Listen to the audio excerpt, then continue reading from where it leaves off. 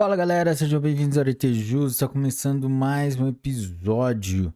Galera, e hoje nosso convidado especial será informativo número 805 do Superior Tribunal de Justiça, publicado dia 2 de abril de 2024. Pessoal, e aí, tudo certo com vocês?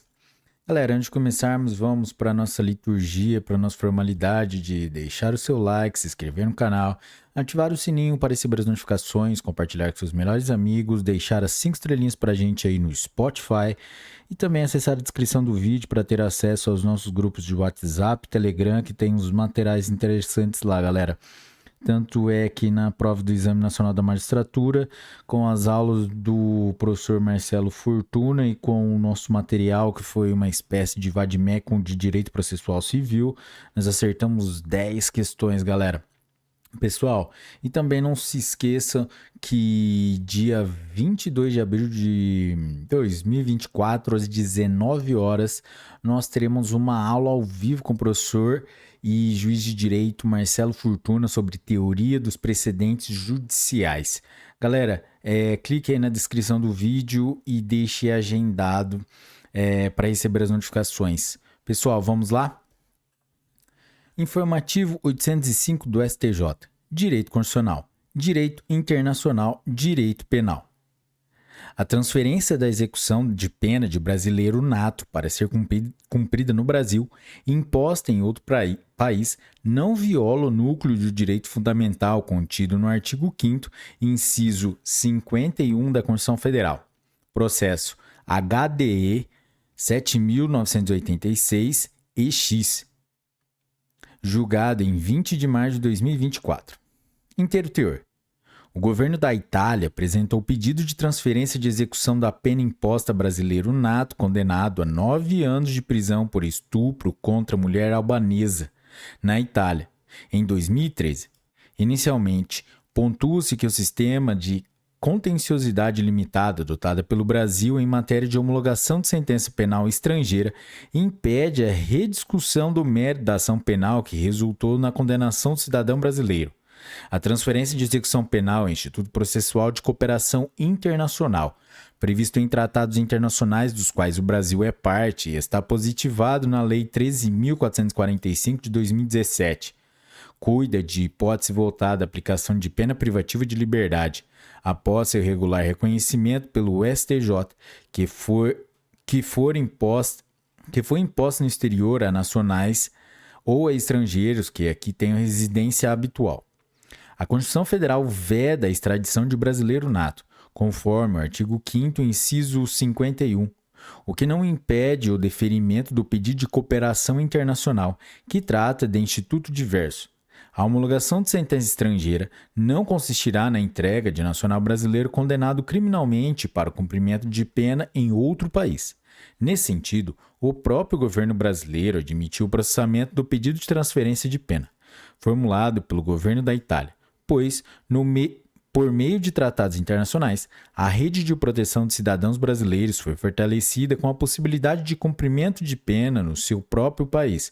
Com isso, além da transferência de execução da pena, também se possibilita a própria transferência do preso que cumpre pena fora do território nacional. Dessa forma, não há inconstitucionalidade na transferência da execução de pena, porque não há violação do núcleo do direito fundamental contido no artigo 5º, inciso 51 da Constituição Federal. Pelo contrário, há um reforço do compromisso internacional do Brasil em adotar instrumentos de cooperação eficientes para assegurar a eficácia da jurisdição criminal. Ademais, descabida a interpretação segundo a qual se aplicaria a transferência apenas nos casos em que é cabível a extradição, pois praticamente seria letra morta na legislação. Naturalmente que o país requerente sempre daria preferência à extradição, relegando a inutilidade à previsão de transferência da execução. De outro lado, esse modelo de solução alternativa está posto em diversos tratados internacionais, como as Convenções de Viena, Palermo e Mérida, nos quais há previsão expressa de transferência da execução sempre que a extradição for recusada pelo critério da nacionalidade. Destaque-se ainda que a negativa em homologar a sentença estrangeira geraria a impossibilidade completa de nova persecução penal, na medida em que não poderá ser novamente processado e julgado pelo mesmo fato que resultou em sua condenação na Itália.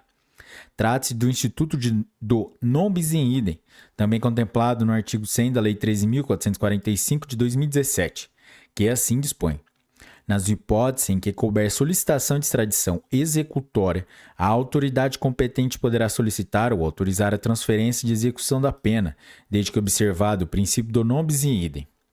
Sobre o tema, a segunda turma do Supremo Tribunal Federal, no HC número 171.118, de relatoria do ministro Gilmar Mendes, ao interpretar os artigos 5º, 6º e 8º do Código Penal, assentou que a proibição da dupla incriminação também incide no âmbito internacional.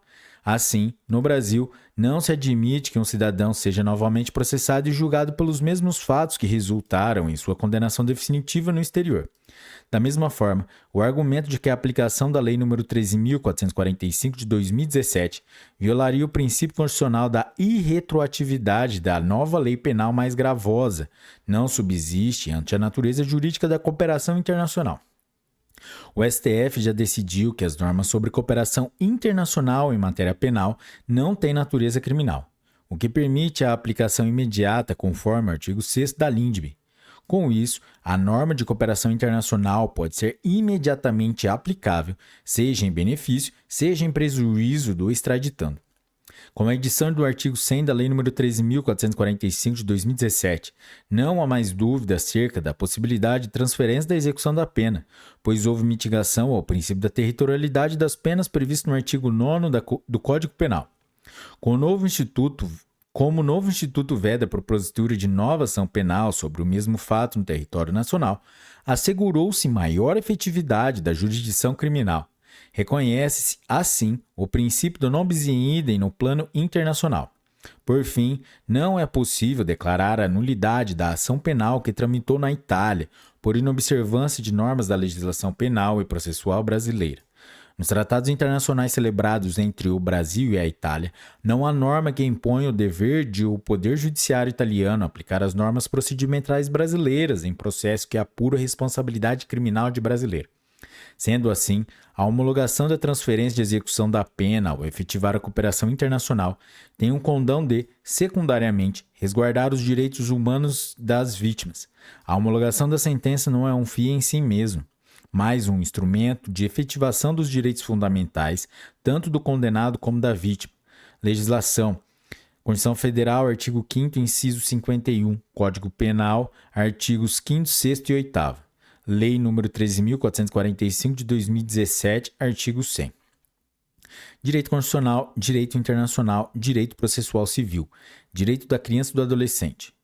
A homologação de sentença estrangeira pelo Superior Tribunal de Justiça não é, por si só, óbice à propositura de ação de modificação de guarda em território nacional, quando aqui estabelecidos os menores cujo interesse se discute em juízo. Processo Segredo de Justiça, julgado em 5 de março de 2024. Inteiro teor. No caso, os pais australiano-brasileiros acordaram a guarda compartilhada das menores, nascidas na Austrália, com residência junto à genitora em território australiano. Todavia, posteriormente, houve o deslocamento da genitora e das menores para o território nacional, com autorização paterna, para aqui permanecerem por mais de um ano, período em que se alega ter havido modificação da situação fática, com efetiva inserção das menores no contexto social e familiar e desejo de aqui permanecerem definitivamente. A paciente propôs ação de divórcio cumulada com guarda, regulamentação de visitas e fixação de alimentos. A ação foi processada com a participação do genitor. Após a comunicação da homologação de sentença estrangeira por esta Corte, bem como da propositura do cumprimento de sentença estrangeira perante o Juízo Federal, o referido processo foi extinto sem resolução de mérito. Em seguida, a paciente protocolou a ação revisional de acordo de guarda com pedido de tutela antecipada. Paralelamente, no cumprimento de sentença estrangeira homologada, o casal litiga para fixar a residência das filhas no país das respectivas residências. Quanto ao ponto, o STJ entende que a homologação de sentença estrangeira não é, por si só, óbice à propositura de ação de modificação de guarda em território nacional quando aqui estabelecidos os menores cujo interesse discute em juízo. De outra banda, também o fato de uma possível repatriação das crianças, fundamentada na Convenção de Haia, não é suficiente para se sobrepor à jurisdição nacional. A respeito dessa questão, a quarta turma já teve a oportunidade de firmar o entendimento de que é competente o foro de residência dos menores para a apreciação de ações relativas à guarda, em caso de modificação de país de residência para o Brasil. A ordem deve ser concedida a fim de obstar, provisória e transitoriamente, o cumprimento de ordem de busca e apreensão das crianças, bem como de retorno ao país de origem, até que seja designada e realizada audiência presencial das menores perante a autoridade judicial competente para apreciação da ação de modificação de guarda, cabendo a decisão à instância ordinária em juízo exauriente, conforme entender o direito. Legislação, Lei 7.492 de 1986, artigo 4º, caput, artigo 25. Código de Processo Penal, artigo 386, inciso 7. Direito Civil, Direito Processual Civil. O credor do falecido, autor da herança, tem legitimidade concorrente para requerer a abertura do inventário, conforme o artigo 616, inciso 6 do CPC. Processo agravo regimental no habeas corpus 820.933 de Tocantins, julgado em 26 de fevereiro de 2024. Direito consumidor, direito da saúde. A operadora de plano de saúde tem a obrigação de custear o transporte sempre que, por indisponibilidade ou inexistência de prestador no município de demanda, pertencente à área geográfica de abrangência do produto, o beneficiário for obrigado a se deslocar para o município não limítrofe àquele para a realização do serviço ou procedimento de saúde contratado. Processo. Recurso especial número 2.112.090 de São Paulo, julgado em 19 de março de 2024. Direito processual civil. A ausência de juntada da certidão de julgamento no momento da interposição dos embargos de divergência constitui vício insanável. Processo. Processo Segredo de Justiça, julgado em 13 de março de 2024. Direito processual civil. O trânsito em julgado da decisão que aprecia pedido de desconsideração da personalidade jurídica torna a questão preclusa para as partes da relação processual, inviabilizando a dedução de novo requerimento com base na mesma causa de pedir. Recurso especial número 2.123.732 Mato Grosso, julgado em 19 de março de 2024. Direito processual civil. Os direitos aquisitivos derivados da aquisição do imóvel alienado fiduciariamente, artigo 835, inciso 12 do Código de Processo Civil, desaparecem com a consolidação da propriedade em favor do credor fiduciário, ante o inadimplemento do devedor fiduciante. Processo. Recurso especial número 1.835.431 de São Paulo, julgado em 13 de março de 2024. Direito empresarial, direito falimentar. Considerando-se a nova disciplina adequada a oportunizar, no contexto da recuperação judicial, o equacionamento também das dívidas fiscais do empresário e da sociedade empresária, infere-se que, a partir da entrada em vigor da Lei 14.112 de 2020, torna-se exigível a apresentação das certidões de regularidade fiscal como condição para a homologação do plano de recuperação judicial, nos termos do artigo 57 da Lei 11.101 de 2005 e artigo 191-A do Código Tributário Nacional. Processo. Recurso especial número 1.955.325 de Pernambuco, julgado em 12 de março de 2024. Recuperação judicial. A cláusula que estende a novação aos coobrigados, oriunda da aprovação do plano de recuperação judicial da devedora principal, não é eficaz em relação aos credores ausentes da Assembleia Geral, aos que abstiveram-se de votar ou se posicionaram contra tal disposição, restando intactas, para esses, as garantias de seu crédito e seu direito de execução fora do âmbito da recuperação judicial. Agravo interno dos embargos de declaração no conflito de competência 172.379 de Pernambuco, julgado em 5 de março de 2024. Direito ambiental. A ausência de prova técnica para comprovação do efetivo dano ambiental não inviabiliza o reconhecimento do dever de reparação ambiental, no caso do despejo irregular de esgoto. Processo. Recurso especial número 2.065.347, Pernambuco, julgado em 27 de fevereiro de 2024. Inteiro teor. A controvérsia em discussão remete-se a definir a existência de responsabilidade ambiental ou não, em razão do lançamento irregular de esgoto em área próxima à localização de arrecifes, quando ausente prova técnica para comprovação do efetivo dano ambiental. Inicialmente, cumpre ressaltar que, embora não haja um conceito singular positivado do dano ambiental, o bem ambiental é tutelado diretamente pela Constituição Federal de 1988, que, em seu artigo 225, estabelece a obrigação específica de manutenção da qualidade ambiental, não apenas para o poder público, mas, em igual medida, também a toda a coletividade. O PENAMA, Lei 6.938, de 1981, por sua vez, trata de degradação da qualidade ambiental e da poluição, respectivamente em seu artigo 3º, incisos 2 e 4, definindo como poluidor aquele que causa degradação da qualidade ambiental, assim conceituada como uma alteração adversa das características do meio ambiente. Nesse sentido, o citado diploma normativo, em seu artigo 14, parágrafo 1º, estabelece que os poluidores, ou seja, todos aqueles que, direta ou indiretamente, causem uma alteração adversa das características do meio ambiente, são responsáveis pela reparação do dano ambiental, independentemente da existência de culpa. Observa-se, portanto, que a responsabilidade civil por danos ambientais decorre do princípio do poluidor-pagador, em que o poluidor, que internaliza os lucros, não pode socializar a degradação, devendo, assim, responder por ela. O Superior Tribunal de Justiça entende ainda que o princípio da precaução pressupõe a inversão do ônus probatório, competindo a quem supostamente promoveu o dano ambiental comprovar que não o causou ou que a substância lançada ao meio ambiente não lhe era potencialmente lesiva. Desse modo, existindo uma desconfiança, ou seja, um risco de que determinada atividade possa gerar um dano ao meio ambiente ou à saúde humana, deve-se considerar que essa atividade acarreta sim este dano. Precedentes. Número 1.454.281 de Minas Gerais.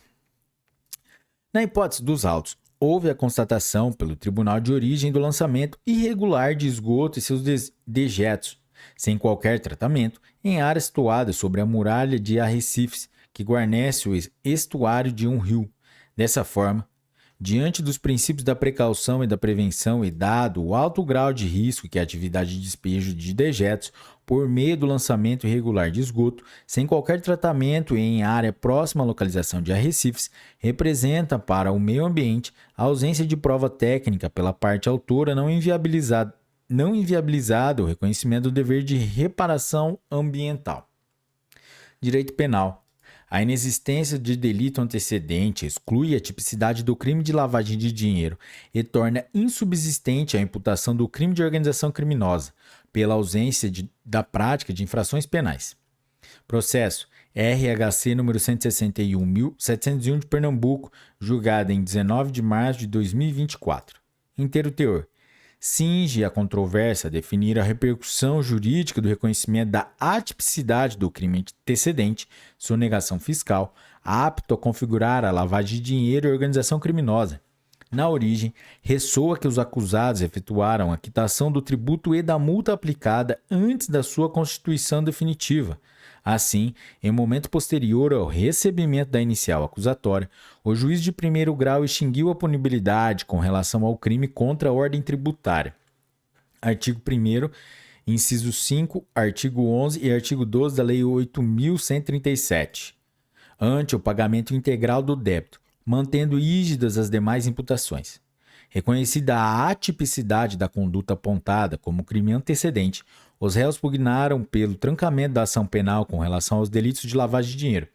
Artigo 1º, parágrafo 2º, inciso 1 da Lei 9.603 de 1998 e de organização criminosa. artigo 2º caput, parágrafo 4º da Lei 12.850 de 2013. O Tribunal ACO entendeu que, por serem delitos autônomos, não haveria constrangimento ilegal na continuidade da persecução penal. Com relação ao crime de lavagem de capitais, a matéria encontra-se positivada pelos seguintes dispositivos da Lei 9.603 de 1998. Artigo 2º. O processo de julgamento dos crimes previstos nesta lei, inciso 2, independem do processo de julgamento das infrações penais antecedentes, ainda que praticados em outro país, cabendo ao juiz competente para os crimes previstos nesta lei a decisão sobre a unidade de processo e julgamento. Parágrafo 1º. A denúncia será instruída com indícios suficientes da existência da infração penal antecedente, sendo puníveis os fatos previstos nesta lei, ainda que desconhecido ou isento de pena o autor, ou extinta a punibilidade da infração penal antecedente. Trata-se de crime acessório. Se diz, pois, que, para a configuração do delito de lavagem de capitais, imperiosa a existência de infração penal antecedente, que se configura elemento normativo do tipo. Sobre o tema, convém destacar que a orientação jurisprudencial desta Corte é no sentido de que, para a configuração do delito de lavagem de capitais, não é necessária a condenação pelo delito antecedente, tendo em vista a autonomia do primeiro crime em relação ao segundo. Basta, apenas, a presença de indícios suficientes da existência de crime antecedente. Estabelecida a natureza acessória objetiva do crime de lavagem de capital, resta aferir a amplitude. Sobre o tema, a doutrina assenta que o legislador adotou a regra da acessoriedade limitada, ou seja, a conduta anterior deve ser típica e ilícita. Partindo de igual premissa, a sexta turma desta Corte assim já decidiu. 3. Na espécie sequer se discute a falta de prova do crime de antecedente, mas, ao contrário, certa é a inexistência do crime, pois indispensável a configuração do delito de sonegação tributária é a prévia constituição definitiva do tributo. 4. Sem crime antecedente, resta configurado o constrangimento legal na persecução criminal por lavagem de dinheiro. No caso, é incontroverso que a única conduta apontada como crime anterior, sonegação fiscal, foi reconhecida como atípica. Assim, a não existência de crime antecedente exclui a própria tipicidade do delito de lavagem de capitais. A mesma razão de decidir se aplica, no caso, ao delito de organização criminosa. A Lei 12.850 de 2013, em seu artigo 1º, define a organização criminosa nos seguintes termos. Parágrafo 1º. Considera-se organização criminosa a associação de 4 ou mais pessoas estruturalmente ordenada e caracterizada pela divisão de tarefas, ainda que informalmente, com o objetivo de obter, direto ou indiretamente, vantagem de qualquer natureza, mediante a prática de infrações penais cujas penas máximas sejam superiores a 4 anos, ou que sejam de caráter transnacional. Note-se que, além do número de pessoas reunidas de modo ordenado e estruturado, com estabilidade e permanência, para a configuração do delito é imprescindível a prática de infrações penais. Na espécie, a denúncia aponta que os réus, representantes legais da empresa, compunham a organização criminosa como beneficiários de esquema de fraude fiscal, com o escopo de sonegar ICMS devido ao estado da Paraíba. Assim, o suposto liame subjetivo dos agentes tinha como objetivo cometer crime de sonegação fiscal e de lavagem de dinheiro. Ocorre que, consoante já visto, fora declarada a extinção da punibilidade da conduta apontada como crime contra a ordem tributária pelo primeiro grau de jurisdição. Como consequência, ausente delito antecedente, a imputação de lavagem de capitais não se sustenta. Nesse sentido, uma vez reconhecido que a ação dos acusados na gestão da sociedade empresária não configura delito, é consectário lógico a ausência de materialidade do crime de organização criminosa. Direito processual penal. O pedido de fixação do valor mínimo indenizatório, na forma do artigo 387, inciso 5 do Código de Processo Penal, formulado pelo assistente de acusação, não supre a necessidade de que a pretensão conste da denúncia. Processo. Agravo regimental nos embargos de declaração no agravo do recurso especial número 1.797.301 de São Paulo, julgado em 12 de março de 2024. Inteiro teor. Sobre o tema, Entendia a sexta turma do STJ que os requisitos de fixação do valor mínimo para a indenização previsto no artigo 387, inciso 4 do CPP exigiam tão somente pedido expresso na denúncia, pois prescindíveis a indicação de valor e a instrução probatória específica. A satisfação dos referidos requisitos não importaria em violação do princípio do devido processo legal e do contraditório, pois facultou-se à defesa, desde o início da ação penal, contrapor-se ao pleito ministerial, nos termos do artigo 387, inciso 5 do CPP. Contudo, recentemente, a terceira sessão desta Corte firmou a tese no sentido de que, em situações envolvendo o dano moral presumido, a definição de um valor mínimo para a reparação dos danos, 1. Não exige prova para ser reconhecida, tornando-se necessária uma instrução específica com esse propósito. Todavia, 2. Requer um pedido expresso e 3. A indicação do valor pretendido pela acusação na denúncia. Recurso especial número 1.986.672 de Santa Catarina. Terceira sessão.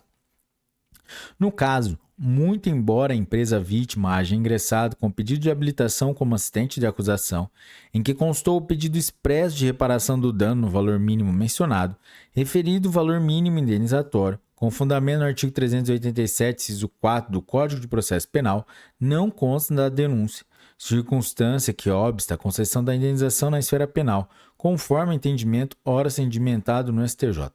Legislação, Código de Processo Penal, artigo 387, inciso 5. Direito tributário. O artigo 29 da Lei 10.865 de 2004, ao permitir que o Instituto da Substituição Tributária substituição tributária do comerciante varejista também fosse aplicado ao comerciante atacadista, não operou dentro do sentido de alcance das leis anteriores, de modo que não há uma relação de interpretação para fins de aplicação retroativa da norma. Processo. Recurso especial número 1.515.500 do Rio Grande do Sul, julgado em 12 de março de 2024. Direito tributário, direito penal, direito processual penal. Existe incoerência processual suscetível de correção por meio de revisão criminal na hipótese de condenação de réu com foro prerrogativa de função e absolvição dos demais réus sem tal prerrogativa, em decorrência da imputação dos mesmos crimes. Processo. Agravo regimental no agravo recurso especial número 2.241.055 de São Paulo, julgado em 20 de fevereiro de 2024. Inteiro teor. O cerne da controvérsia cinge a possibilidade de subsistência da responsabilização criminal do acusado a despeito do superveniente pronunciamento da inexistência das mesmas premissas fáticas emolduradas na denúncia contra todos os réus, por órgão fracionário diverso do mesmo Tribunal Regional Federal, responsável pela prestação jurisdicional no processo remanescentes dos corréus despidos de foro especial prerrogativa de função. No caso, vislumbra-se que há nítida incoerência processual no tocante à condenação indistinta do acusado com foro de prerrogativa de função e a absolvição dos demais réus sem prerrogativa de foro em razão da imputação dos mesmos fatos delitivos, conquanto se trate de provimentos jurisdicionais exarados em bases procedimentais distintas, a dissonância só se justificaria se calcada em evidências exclusivas auridas na instrução autônoma do feito desmembrado em função da competência por prerrogativa de foro, sob pena de odiosa violação aos princípios baluartes da isonomia processual, igualdade perante a lei, segurança jurídica, da justiça e da boa-fé processuais. Entretanto, esse traço distinto não é perceptível no quadro em análise. Indubitavelmente, apesar de o condenado e os demais acusados terem sido processados em autos diversos, é evidente que a conduta delitiva narrada na exordial acusatória envolve a todos, sendo desarrazoada a aplicação de conclusões diversas a condutas manifestamente similares e ou conexas, ao menos sem que sobressaia arcabouço probatório independente e capaz de suplantar a carência probatória aferida na decisão posterior sobre os crimes antecedentes. Ressalta-se que o órgão especial do Tribunal Regional Federal da Terceira Região tinha a opção de processar todos os acusados em conjunto com o réu detentor de foro privilegiado, como forma de evitar decisões contraditórias aos litisconsortes passivos.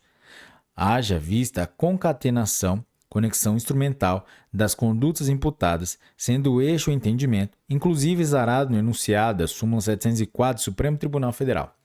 Contudo, tendo o órgão especial da Corte de origem optado pelo desmembramento do feito em relação aos réus sem prerrogativa de foro, é ululante a discrepância dos julgamentos em debate. Essa linha intelectiva independe da discussão quanto ao acerto ou não dos argumentos jurídicos apresentados no acórdão que entendeu pela absolvição dos outros réus. Por essa perspectiva, não é justo nem razoável que o sujeito passivo da persecução penal seja prejudicado em razão da operada cisão processual. Mostra-se irrelevante, na hipótese em análise, a discussão acerca da importância do crime antecedente para absolvição ou condenação pelo delito de lavagem de dinheiro, pois o que prepondera é a extensão do mesmo entendimento jurídico em relação a todos os acusados abarcados indistintamente pelos mesmos fatos, os quais receberam julgamentos diametralmente opostos somente em virtude da questionável cisão processual. Desse modo, haja visto o réu se encontrar na mesma situação fático-jurídica dos demais acusados que foram absolvidos nos autos desmembrados, aplicável, por analogia, o disposto no artigo 580 do Código de Processo Penal, o qual dispõe que, o caso de concurso de agentes, a decisão do recurso interposto por um dos réus ser fundado em motivos que não sejam de caráter exclusivamente pessoal, aproveitará aos outros. Admissível, portanto, a absolvição por meio de revisão criminal, com lastro no artigo 621, incisos 1 e 3 do Código de Processo Penal, na medida em que o acórdão transitado em julgado que deu ensejo à sua condenação mostrou-se manifestamente contrário ao conjunto global de evidências, pois, em patente contrariedade à conclusão atingida na persecução penal matricial, do qual foi desmembrado, que culminou na absolvição dos demais acusados. Além disso, posteriormente à condenação do agravado, houve a configuração de um fato novo apto a respaldar a sua inocência. Esta considerada em seu sentido amplo, haja vista que a conclusão sobre a ausência de provas suficientes para a condenação dos demais suspeitos deve ser aplicada à sua situação processual. Galera, chegamos ao final de mais um episódio e hoje nós tratamos do informativo número 805 do Superior Tribunal de Justiça. Se você chegou até aqui, então deixe o seu like, se inscreva no canal, ative o sininho para receber as notificações. Também deixa 5 estrelinhas aí pra gente. E também não se esqueça de ir lá na descrição do vídeo, acessar os nossos grupos de WhatsApp, Telegram. E também, galera, não se esqueçam que hoje, às 19 horas, nós teremos a aula de Teoria dos Precedentes Judiciais com o professor e juiz de Direito Marcelo Forle Fortuna. Galera, a aula dele é a melhor. Então, não se esqueçam também de clicar na descrição do vídeo e ativar a notificação para que na hora que começar a live vocês serem notificados. Galera, é isso aí. Um forte abraço e bons estudos. Tchau!